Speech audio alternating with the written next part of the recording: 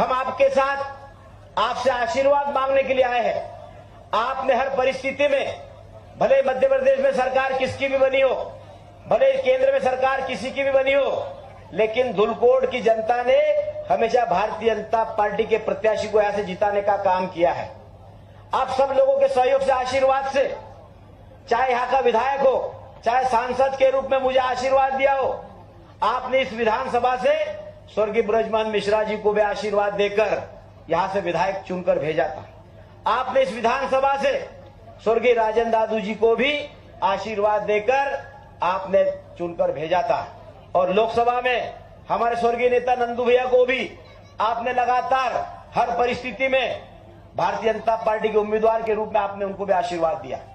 2.5 साल पहले मुझे आपने आशीर्वाद देकर लोकसभा में आपकी आवाज बनाकर भेजा। और मैं माननीय मुख्यमंत्री जी को धन्यवाद देना चाहता हूं कि आपने 3 साल पहले शिक्षा मंत्री रहते हुए इसी धुलकोट में आकर कॉलेज का भूमि पूजन किया था और वो आज कॉलेज का भवन बनकर तैयार हो गया है।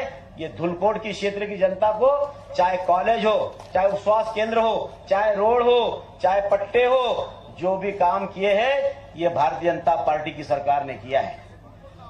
हमारी मातृशक्ति बेटी है माननीय मुख्यमंत्री जी, मातृशक्ति को लाडली बहना बनाने का काम हमारे तत्कालीन मुख्यमंत्री माननीय शिवराज सिंह चौहान जी ने किया था, लेकिन निभाने का काम आपका ये भाई डॉक्टर मोहन यादव जी कर रहे हैं। और हमारे मुख्यमंत्री जी ने कल ही शायद आपके खाते में पैसे राशि डालने का काम किया है।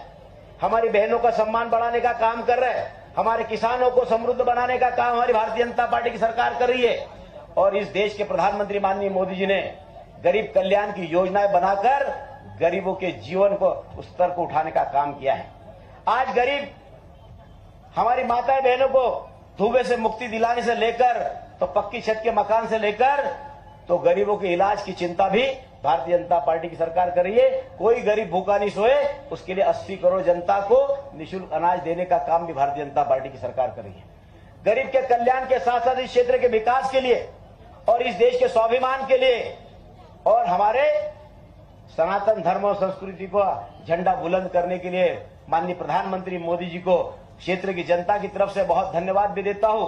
और क्षेत्र की जनता से यही अपील करना चाहता हूं कि आपने जो नहीं मांगा वो भी हमारी डबल इंजन की सरकार आपको देने का काम कर रही है। और तीसरी बार सरकार बनने के बाद माननीय प्रधानमंत्री मोदी जी ने गरीबों को निःशुल्क अनाज की योजना निरंतर 5 साल चलती रहेगी। 3 करोड़ गरीबों को पक्की छत का मकान देने का काम भी भारतीय जनता पार्टी की सरकार करेगी। और 70 साल से ऊपर के जो हमारे बुजुर्ग हैं उनके इलाज की चिंता भी आयुष्मान भारत योजना के माध्यम से भारतीय जनता पार्टी के डबल इंजन की सरकार करेगी। माननीय मुख्यमंत्री जी, इस क्षेत्र में जो विकास हुआ है ये हमारी भारतीय जनता पार्टी की सरकार ने ही किया है।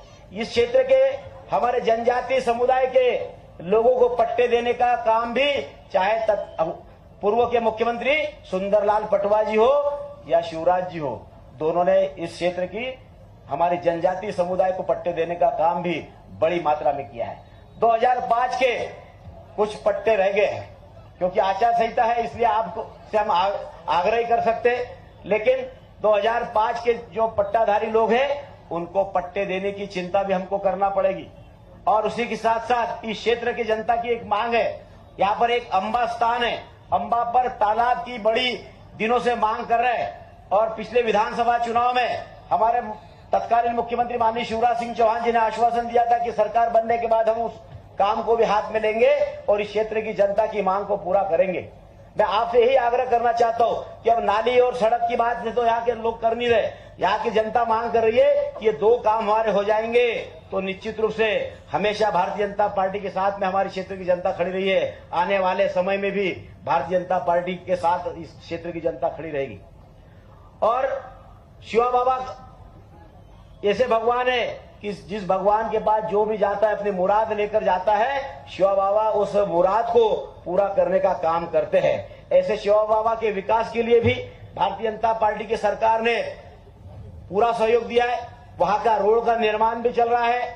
मैं क्षेत्र की जनता से यही अपील करना चाहता हूं कि देखिए, आप लोगों ने मुझे 2.5 साल पहले सांसद के रूप में आपकी आवाज बनाकर भेजा और सांसद के रूप में जाने के बाद मैंने क्षेत्र के विकास के लिए चाहे सड़क हो, चाहे घर तक नल से जल हो, चाहे बिजली के टावर हो या मोबाइल के टावर हो या बिजली के ग्रेड हो, ये सब देने का काम किया है। और इंदौर से इच्छापुर रोड का भी निर्माण कार्य को गति देने का काम किया है। इंदौर और भोपाल के बाद खंडवा संसदीय क्षेत्र ही नहीं, पूरे मालवा में पहला पासपोर्ट ऑफिस आप सब लोगों के आशीर्वाद से प्रधानमंत्री मोदी जी ने देने का काम किया है। तो जो मेरे तरफ आपने जिम्मेदारी दी, उस जिम्मेदारी को मैंने मेरी तरफ से पूरी ईमानदारी के साथ, निष्ठा के साथ करने का प्रयास किया है। फिर से भारतीय जनता पार्टी के शीर्ष नेतृत्व ने और माननीय प्रधानमंत्री मोदी जी ने मुझे उम्मीदवार बनाकर आप लोगों के बीच आपका आशीर्वाद लेने के लिए भेजा है। और मुझे पूरा विश्वास है कि आपका आशीर्वाद निश्चित रूप से मुझे मिलेगा और देश के प्रधानमंत्री माननीय मोदी जी के हाथ मजबूत करने के लिए आपका सहयोग और आशीर्वाद मिलेगा। मैं आपको इस बात का विश्वास दिलाता हूं कि आने वाले 5 साल में इस क्षेत्र के विकास के लिए और आपकी एक एक समस्या का समाधान करने के लिए मैं और हमारे विधायक जी और हमारे मुखिया माननीय मोहन यादव जी आपको पूरा सहयोग देंगे।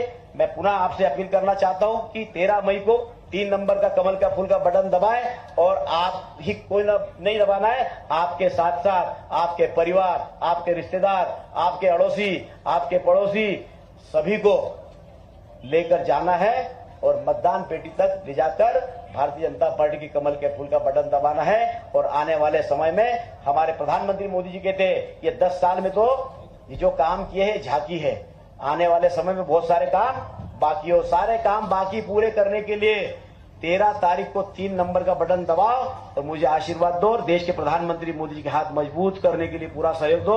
बहुत बहुत धन्यवाद। जय हिंद, जय भारत।